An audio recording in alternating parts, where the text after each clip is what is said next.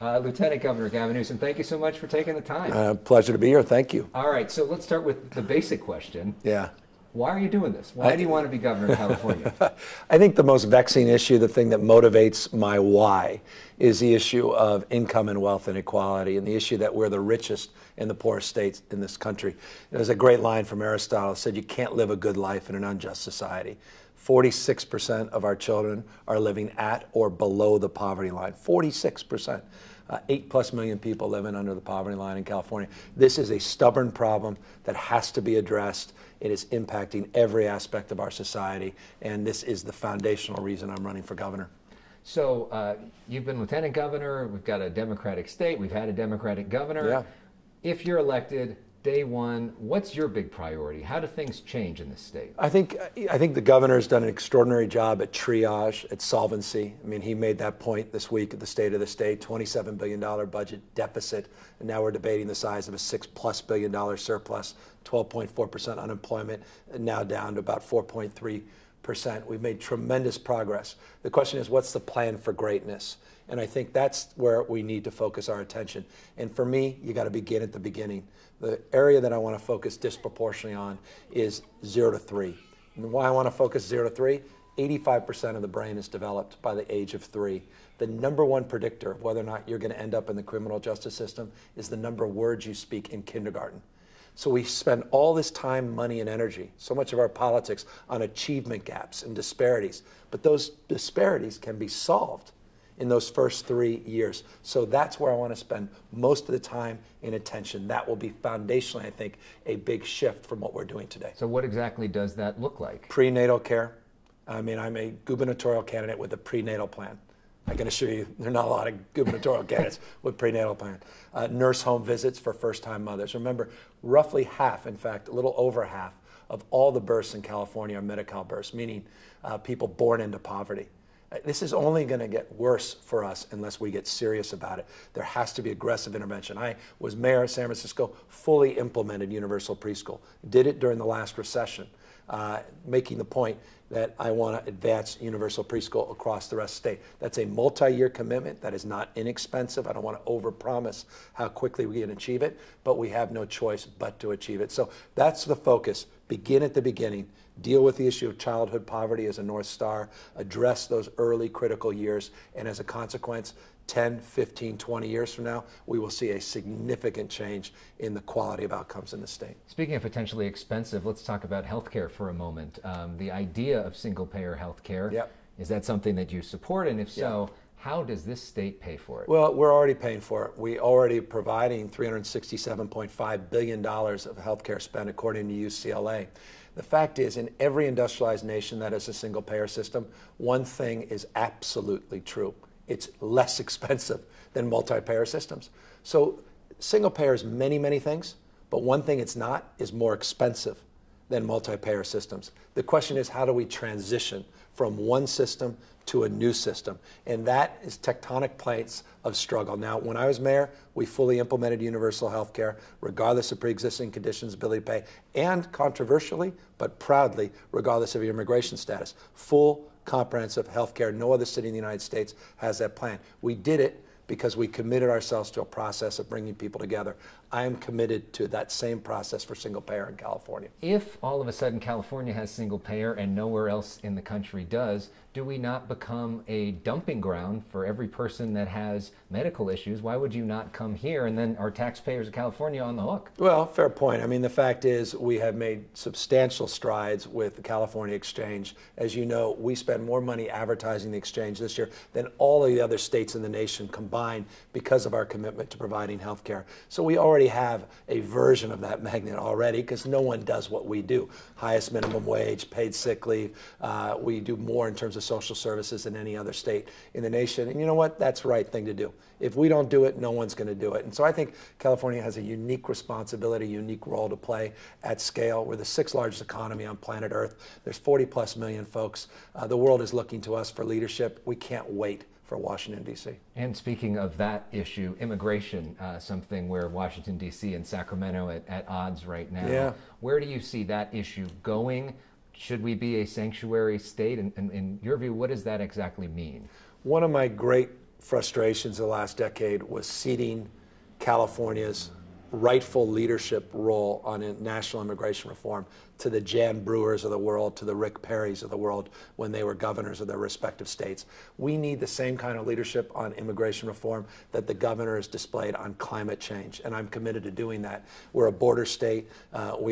We estimate 2.3 million people here without documentation. From valley to valley, Silicon Valley and the H-1B visa issues to the Central Valley in terms of our agricultural frame. This state has more to lose and more to gain by asserting ourselves as national leaders, including the border issues in the southern part of the state. I believe in comprehensive immigration reform. We're going to protect our 200,000+ dreamers. We're going to push back against these raids and targeting and attacking this state. And yes, I'm proud that we're a sanctuary state, and I'll proudly make this case. In my experience, sanctuary policy keeps people safer. Sanctuary policy is really about community policing. It's about building trust.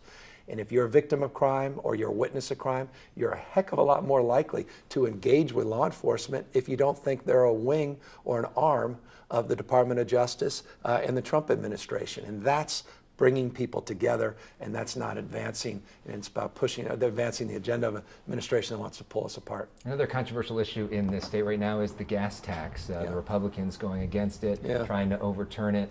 You think it's a good thing, and where do you see infrastructure going in this state? Well, I mean, someone said this to me the other day. I thought it was a great line. They said, we have 564 bridges that are old enough to qualify for Medicare.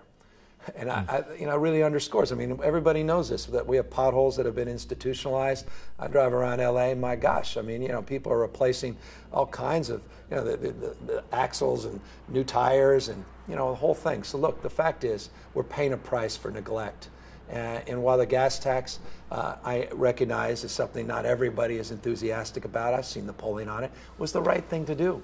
And I applaud the courage of those legislatures that put their careers on the line. You've got a guy literally that's been recalled, or at least has a recall election because he had the courage to do the right thing.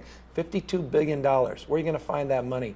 Those that are opposed to this, where are you going to find the money to repair our roads and our streets and our ports and bridges? I thought it was the right thing to do, and I recognize it's a tough thing to do, but that's what leadership's about. So that's an issue where you see a real strong partisan divide between Republican and Democrat. You're also running against a lot of Democrats that agree with you on a lot of things, and we could see two Democrats running for governor in the general. What's the differentiator for you versus everybody else? I think leadership. I was out front on gay marriage in 2004. I didn't talk about it. I didn't support it. I actually did something about it. Married 4,036 couples from 46 states and 6 countries. People talk about health care. We didn't talk about it. We did it. First universal health care plan in the nation. People talk about early childhood education. We did it. Universal preschool. Top performing urban school district in California. Stubborn. Nonetheless, the bar is not particularly low for urban school districts, but we made real progress. I'm proud of the environmental work. We were on the leading edge of a lot of novel public policy. That's been my life. I led the cannabis reform efforts in the state, and I couldn't be more proud. I got Gabby Gifford and Mark Kelly to support my campaign for governor because we took on the NRA with progressive gun safety measures. And forgive me, I also balanced budgets. 7 budgets in a row without laying off police officers, firefighters, or teachers. I think it's a real record of accomplishment, and I think a vision that's bold and courageous at a time when we need that leadership. Now, you were such a big leader on the cannabis movement. I was surprised last night that you didn't raise your hand. I know. No, it's interesting. And it was always the thing in the entire campaign that came up probably 150 times. And I got to a point where no one would believe me. I said, I'm going to lie to you and say I did because I lost credibility in that process. Interestingly and remarkably, I never did. And there's a reason. It goes back to an interesting experience. We were a foster family growing up. I had a mom who was a teenage mom when she had me. A couple years later, she was raising my sister and myself on her own. She came from nothing. She struggled. And we brought in other folks in the community. And I had a foster brother. I'll never forget. It's a true story. I walked in on him and some others of his friends that were smoking marijuana, and I panicked. I was a relatively young person, and I literally panicked. And it was that indelible experience that literally shifted a trajectory of consciousness for me. And you know the worst part about that? That came from his father, who sent it to him on his 16th birthday. He was a foster brother of mine. He hadn't seen his father, and he had the audacity to send his kid, I'm not making this up, It was in a pillowcase. I remember it like it was yesterday, of marijuana. Just everything about that sent to me a very powerful message. And it was an indelible experience in my life that honestly probably connects a lot of dots of why I'm sitting here in front of you. But interesting that you, but then became such a big advocate. For one reason, yeah. social justice. Yeah. Because of that experience. Here's an African-American foster brother that was in and out of the criminal justice system. A perpetuation of the war on drugs. I remember quite literally walking the streets with him, people looking differently at him than they were looking at me. And at the end of the day, the cannabis legalization was about recognizing this fact. The war on drugs has been an abject failure. It's been a war on poor people and people of color. And I'll tell you what, I'm most proud of this, that we've literally had the opportunity to turn the lives of close to 5,000 people around who've had their records expunged and have been released from county jail that are now back home with their kids. And there are 1 million+ people in this state that can get their records cleared where they don't have to sign off felon when they're trying to get a job at the local grocery store. It was real progress. So let's talk more about you, part two of it. Tell us about, you just talked about it a little bit, but what your childhood was like. Yeah, I had an interesting childhood. Divorced mom, came from nothing, worked her tail off. Her father committed suicide in front of her at a young age. It connects a lot of my thoughts around guns and gun safety. She was one of those hardworking, gritty people, didn't complain, had quite literally 2.5 jobs. That half job was a bookkeeping job. She was a waitress at night, and she just worked. She was a leader by example. She passed away about 15 years ago of breast cancer at an age just a few years older than I am right now, and that's an extraordinary thing for kids when they become potentially older than their parents. My dad, extraordinary person, but he was living up in Placer County, a very red part of the state, a rural part of the state, in a small town called Dutch Flat. I'd visit him, during the summers. Periodically, I'd see him. He's an extraordinary person, still with us. He's got dementia now. He's in a wheelchair, in diapers, and he's now living with my sister. And it's also a bookend in my life about folks that, families where we're raising our kids and also raising our parents. But I was blessed by two extraordinary leaders in their own right, with providing me sort of a sense of idealism, but also grit and hard work. And I know the Getty family had a real important impact on your did. life. What was the lesson you learned from them? I just, I had the privilege, of relationships. My father was very close to the family, and it was a really remarkable childhood because I would have experiences with that family, and then I'd come home to a very different reality. And it was a wonderful gift because I also saw something else. Just because you're wealthy doesn't make you happy. You may have all the trappings in the world, but you got to have purpose. And I'm not suggesting people of great wealth don't have purpose, but boy, if you don't, no amount of money is ever going to make up for a sense of hopelessness and loneliness in terms of why you're here and what you can contribute. And with some help from the Getty family, you started a wine business. Yeah, I started with 13 investors. One of them was a member of that family, and I'm very proud. In fact, we grew from one part-time employee. We have now 23 small businesses all up and down the states, from Palm Springs up to Northern California and Lake Tahoe, restaurants, hotels, wineries, 700+ employees. Been a passion of mine. I think it's also a really distinguishing aspect of our campaign. I'm a Democrat with real business experience, with real entrepreneurial experience, and I'm passionate about private sector ingenuity, passionate about entrepreneurialism. And I say this to Democrats out there: you can't be pro-job and anti-business. And I think our party needs to do a lot better to reach out to the private sector. It is really interesting when you hear, it sounds like you had these two worlds and these two different experiences, which is so much of, seems to be what you want to do now. I mean, was there a moment for you where you're like, I want to do public service. Public service is the way to go. I grew up, my father probably brought more of that out. There's a picture of him and Bobby Kennedy, quite literally, when my dad was running for state senate, week before, I think days, forgive me, the week of Bobby Kennedy's assassination down here. It's on my wall. It's the thing, if there's a fire, that I'd run back and risk things for to get. In that photograph was my sense of idealism and the sort of vernacular of the 60s, that sense of idealism, but also hard-headed pragmatism that I always go back to, Sarge Shriver. That period, I long for that, and I long for that politics. And so, yeah, I think at an early age, a photograph and my father's commitment to social justice, commitment to environmental justice, really laid the foundation for why I'm sitting with you. So then, after the business, you became San Francisco. Well, did different things. Well, remarkably, here's an interesting. San Francisco mayor. Here's a very brief, interesting story. I'm trying to open up my first business. I'm having a heck of a hard time because the city was requiring me to put a mop sink into a business with carpets. And I said, what am I going to mop? This is the most absurd thing. And the current mayor, or the new mayor rather, of San Francisco, by the name of Willie Brown, had read an article about me blaming him and the city for not being a hospitable place to do business. He called me up laughing and says, you know what? I'm going to make you part of the problem. I'm going to shut you up. I said, what are you talking about? He says, you're the new chair of the Parking and Traffic Commission in San Francisco. I didn't even know what chair meant. And quite literally, I'm 25-ish years old, and I'm now the chair, the president of Parking and Traffic in San Francisco. Baptism by fire.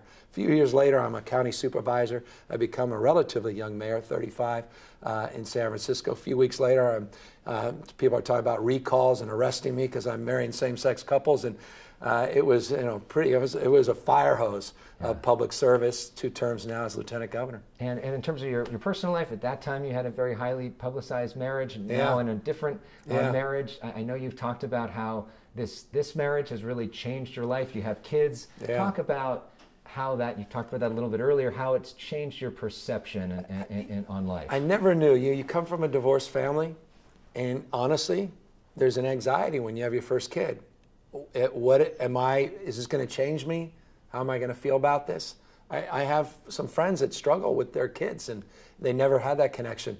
And it just hits you like a ton of bricks. It was like this moment. I know it's cliched, I know it's rote, but it was real. It's like, whoa. And it just stopped me on a dime. And that's why we have 4 kids. The oldest just turned 8. Didn't stop you too long. No. I mean, I'm like, this is the most extraordinary gift that anyone, and anyone has kids, and it just changes everything. And I've had this incredible wife, Jen, whose cause is women and girls and dealing with the issues of toxic masculinity, and she's just an inspiration. And the kids are just my purpose. And so, it's just, it's so interesting. I regret in so many ways that I didn't have this when I was mayor, and how that may have changed things when I was mayor, and in terms of my advocacy, my passions. I'm very proud of my record as mayor, but boy, I want to bring all that into the role of governor. And it's been a while since we've had a governor with a lot of young kids. I honestly think that could matter, and I hope people pay attention to that a little bit, because I think also that's a perspective that I think can offer, I think, a different path. And so let's talk about the current governor, because you've been lieutenant governor for the last 8 years. Describe the nature of your relationship with Jerry Brown, and what are the lessons you've sort of learned from watching him? Well, I've said this before, and I'm not just saying this because lieutenant governors are supposed to suck up to their current governors. The guy's a master. He's the guy who invented chess. He's Kasparov. I mean, this guy's at a different level. We're playing checkers. He's 5, 6 moves ahead. What makes no sense in the immediate moment, all of a sudden presents a new perspective 6 months, a year later. He's just a remarkable human being. He just had his 16th State of the State. If you need more evidence, I don't know, you need much more. The fact is, he has proven one thing: you don't have to be profligate to be progressive. And as a Democrat, I get it. I hear the critique. We're tax and spend liberals. I'm sick and tired of paying more. I hear that. I get that. I don't want money wasted any more than you do. Quite the contrary. And he, I think, has brought that fiscal discipline. That's his legacy. I'm not going to screw that up. I want to commit to advancing that legacy, but building on it and addressing some of these issues we talked about earlier in terms of investing in our future, investing in the most precious thing we have, and that's our youth. So I could talk to you all day, but I'm gonna do a couple more questions that I'm asking everybody, because I know you've probably got to get going. One question I'm asking everybody. Is there something nice you want to say about some of the other candidates? Oh, I have enormous respect for them. I've served with John Chung on the State Lands Commission for 4 years, a decent, honorable person who's been an extraordinary public servant for years and years in multiple capacities. I have worked with Antonio Villaraigosa when he was mayor of LA. He's got grit, he's got charisma, he's someone who's remarkably passionate, and what an extraordinary childhood he had and what he's overcome in his life. I have great respect for both of them, including the Republican candidates. I've known Travis Allen for years. I'm just getting to know John Cox and Delane Easton. Come on. You see her up on stage. She's the best of us at those debates. Yeah. There's a conviction and a passion and a purposefulness. I think this state's very blessed to have some outstanding candidates. It was interesting. I had this conversation with John Cox yesterday, and he said that Kennedy, as a kid, was what inspired him, and he had a single mom. And growing up in that world, she was inspired by Kennedy. She had no money, and that's what inspired him to service. But then he made $200 million and became a Republican. Is he that rich? He must be. He spent so much money. Yeah. Good for him. Last question. That's pretty funny. He's a very nice guy. He's a decent guy, and he's a gentleman. Yeah, he's a gentleman, and that's so. You'll see all this stuff and this bickering, but underneath it, I hope there's mutual respect. I don't know on the other side, but I want to extend that to them. And last question. A lot has been said about you over the years in a lot of different races. Some very positive, some sometimes a caricature, sometimes polarizing, as you just said. What do you think is the biggest misconception about you? I don't know about misconception. Look, I work hard. I'm a guy, I grew up with a pretty severe learning disability, dyslexia, and I struggled. I bounced around schools.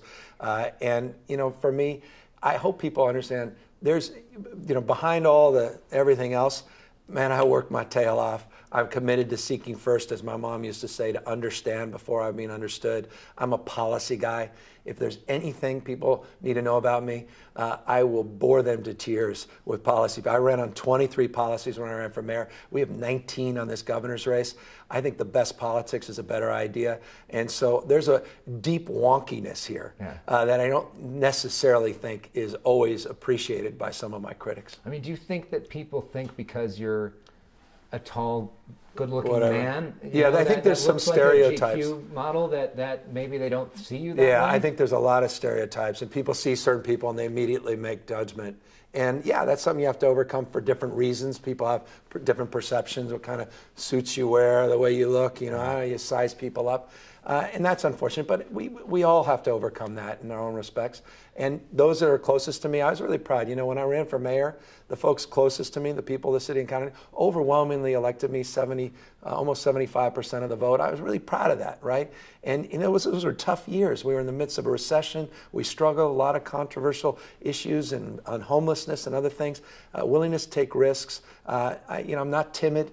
I'm someone, if you're not going to like me, I'm going to give you some reasons why. If you're the National Rifle Association, you have ample reasons to think, we're not for this guy. And I'm not ashamed by that. And I'm willing to have people's back. And if I believe in something, I'm going to fight for you, regardless of where the prevailing winds are. Anything else you want to add to wrap things up?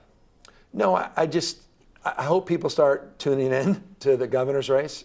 But I completely understand why they're not, because I'm also tuning into the national news every night, just like you are, because we're living in this remarkable moment of anxiety and fear with what's coming out of Washington, D.C., tweet by tweet, not just day by day. But this race matters, not just because we are going to elect potentially the next head of the resistance, but because California, at the end of the day, is a state that is bigger than the sum total of 40 million parts. It's a movement. California is a cause, and I really do. I mean this in the core of my core. The world is looking to us for leadership, looking for a positive alternative. And so at the end of the day, leadership does matter. And the next leader of the state, the next governor of the state, does matter. It impacts your life. And I want to make sure that people pay attention to who's putting their names out there and compare and contrast the record, the vision, and really take a hard look at this race. Lieutenant Governor Gavin Newsom, thank you for the time. Thanks for having me. I'm grateful. I mean, I totally agree, and that's the purpose of this.